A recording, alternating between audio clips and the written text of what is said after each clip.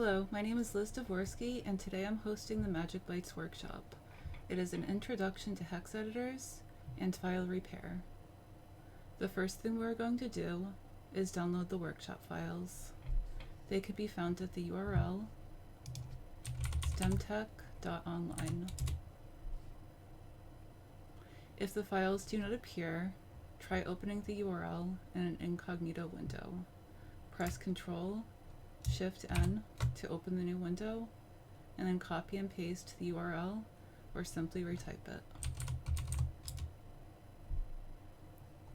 Once you can see the files, click the download button.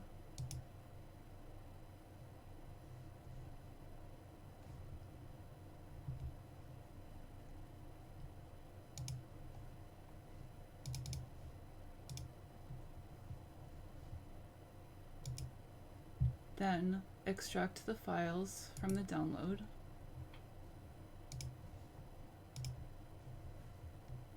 and open the workshop folder.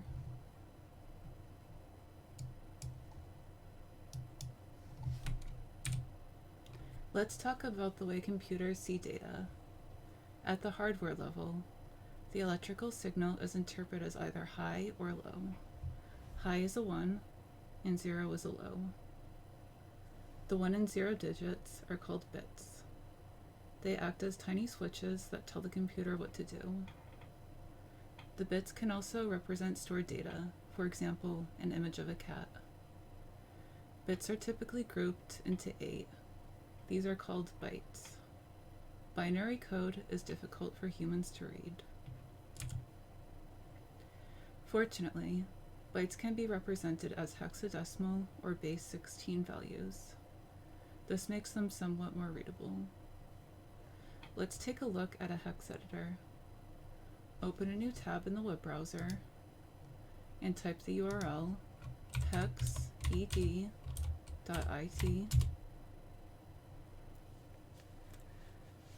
Now, let's open the sample formats folder that's inside of the workshop folder that we extracted. Select one of the image files and drag it to the hex edit page.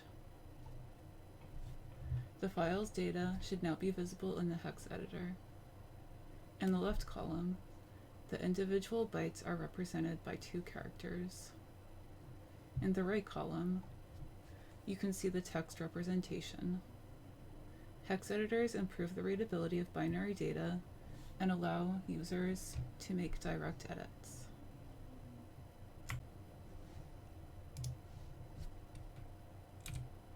A file's type is not defined by its file extension. In Windows and Mac OS, file extensions only tell the computer which program should be used to open the file. The file's type is actually determined by the magic bytes, also called the file signature. Magic bytes can be found at the beginning of the file. If the operating system can match the magic bytes to a known file signature, the file will open. When the magic bytes do not match a known file signature, it could mean that the file has been corrupted. File corruption can happen when data is removed or overwritten. In Windows and Mac OS, files must also have a file extension because it tells the computer which program to use to open the file.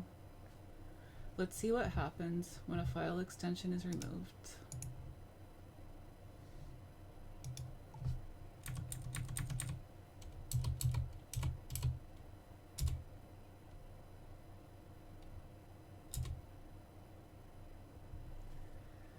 As you can see, the thumbnail for the image is no longer visible, and Windows no longer knows which program to use in order to open the file.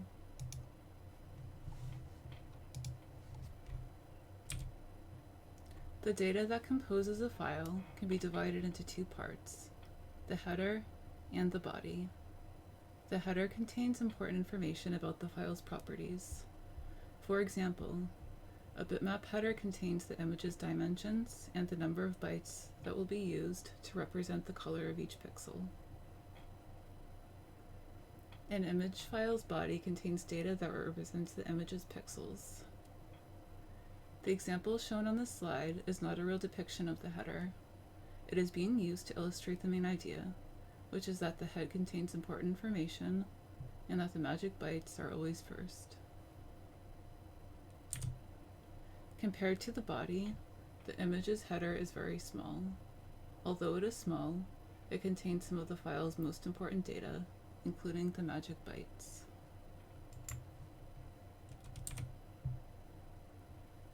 In the image files provided for this workshop, it is always the magic bytes that are corrupted. The magic bytes for different file types vary in length, but regardless of the file type, they are always found at the beginning of the file. To determine the correct file signature, we can compare the corrupted image files to image files that have a known type.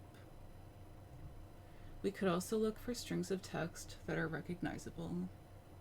Animated GIFs, for example, have the word Netscape in all caps somewhere in the file. That part of the file says how the animation should be displayed inside of a web browser. Once the correct file type is identified, we can overwrite the corrupted bytes with the proper file signature. The file is now repaired, but there is one additional step we must take in order to view the image. We need to add the file extension so that Windows will know which program to use to open the file. Let's try repairing one of the files inside the workshop folder. I'm going to add this extension back first. So image 01.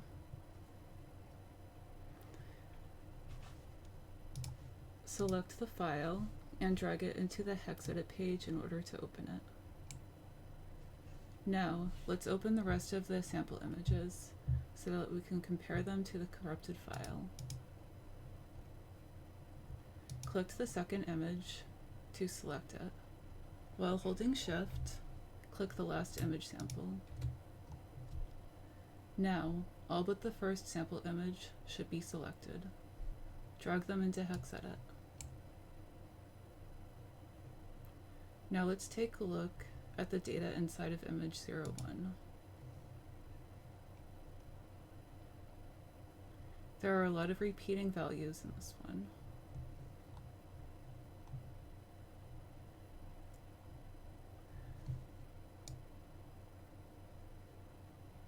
Since this continues midway into the file, we are probably looking at the pixel data.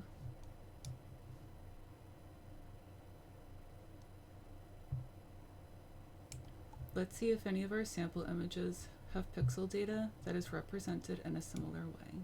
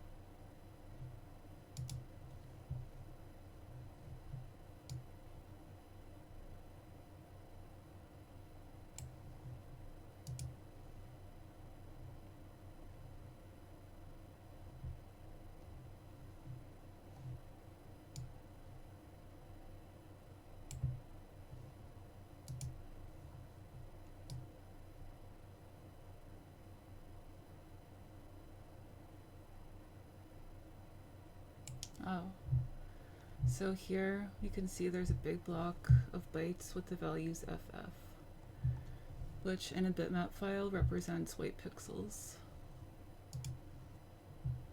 So one thing we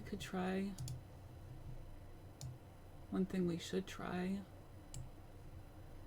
is replacing the first 2 bytes with the bitmap file signature or magic bytes.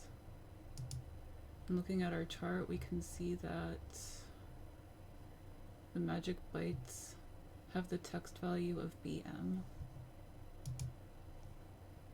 So click in the text representation column, which is on the right, and enter the characters BM.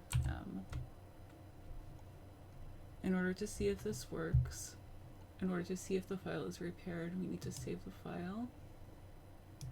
And of course, enter the correct, or what we think is the correct file extension, BMP for bitmap. Now let's see if it worked.